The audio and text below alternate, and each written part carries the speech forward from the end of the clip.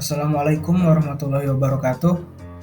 Kembali lagi bersama saya Ijlal Faiz ya teman-teman, dengan NIM 0101192062. Hari ini kita akan membahas tentang teori komunikasi. Nah, khususnya apa teori komunikasi yang akan kita jelaskan? Yaitu tentang teori-teori komunikasi verbal. Baik, langsung saja. Apa itu komunikasi verbal? Jadi komunikasi verbal adalah suatu bentuk komunikasi yang disampaikan oleh komunikator kepada komunikan secara lisan maupun tulisan dengan memakai simbol-simbol yang menggunakan satu kata ataupun lebih. Nah, teman-teman, ada juga menurut Potter dan Perry menyatakan bahwa komunikasi verbal termasuk penggunaan kata-kata atau tulisan. Bahasa yang digunakan seseorang biasanya mengisyaratkan arti khusus yang kadang hanya dimengerti oleh komunitas atau tempat individu berada.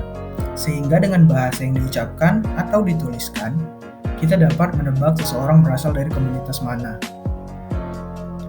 Oke, lanjut. Nah, ada bentuk-bentuk komunikasi verbal. Terbagi menjadi dua, teman-teman.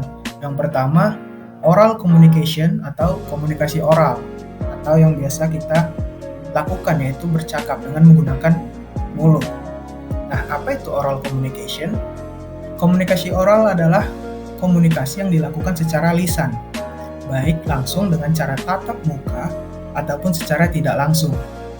Komunikasi oral dilakukan untuk menyampaikan informasi secara tepat atau untuk memperjelas pesan atau informasi tertulis sehingga informasi lebih akurat.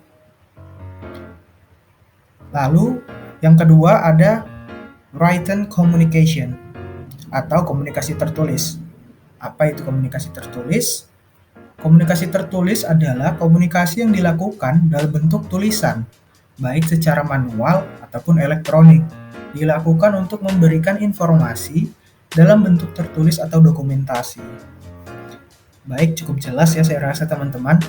Lanjut, kita ke jenis-jenis komunikasi verbal. Terbagi menjadi dua juga teman-teman. Yang pertama adalah berbicara dan menulis, lalu mendengar dan membaca.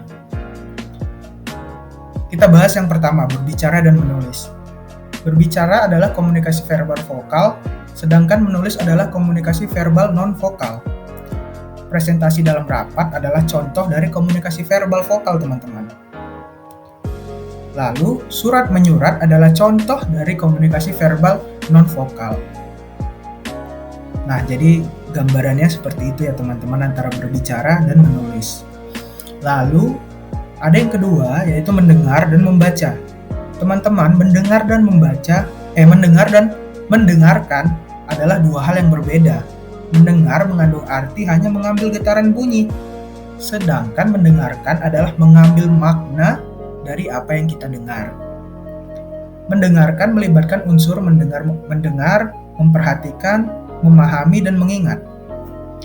Nah, itu kalau untuk yang mendengar. Lalu, untuk yang membaca, apa itu membaca? Membaca adalah satu cara untuk mendapatkan informasi dari sesuatu yang ditulis. Kita lanjut. Lalu, apa tujuan dari komunikasi verbal ini? Komunikasi verbal melalui lisan dapat dilakukan secara langsung, bertatap muka antara komunikator dan komunikan seperti berpidato dan ceramah. Selain itu, komunikasi secara verbal melalui lisan juga dapat dilakukan melalui media. Contohnya, seseorang yang bercakap melalui telepon. Sedangkan komunikasi verbal lebih melalui tulisan, teman-teman. Dilakukan secara tidak langsung antara komunikator dan komunikan. Proses informasi dilakukan dengan menggunakan media berupa surat, lukisan, gambar, ataupun grafik. Nah, lalu adapun tujuan menggunakan komunikasi verbal antara lain seperti yang sudah kita lihat bersama. Yang pertama adalah penyampaian, penjelasan, pemberitahuan, dan lain sebagainya. Yang kedua, presentasi penjualan di hadapan para audiens. Yang ketiga, penyelenggaraan rapat. Yang keempat, wawancara dengan orang lain. Lalu yang terakhir adalah pemasaran melalui telepon dan sebagainya. Lalu, apa kesimpulan dari semua ini? Komunikasi verbal tersebut dipergunakan manusia guna mengungkapkan perasaan, emosi, pemikiran, gagasan, atau maksud merek, menyampaikan fakta data serta informasi dan menjelaskan. Dalam komunikasi verbal, itu bahasa memegang peranan penting, teman-teman. Bahasa yang digunakan seseorang biasanya mengisyaratkan arti khusus yang kadang hanya dimengerti oleh komunitas atau tempat individu berada. Setiap individu memiliki bahasa yang berbeda-beda, namun tetap memiliki arti atau tujuan yang sama dalam komunikasi. Baik, mungkin itu saja yang bisa saya jelaskan. Kalau teman-teman ada pertanyaan, silakan komen di kolom komen di bawah.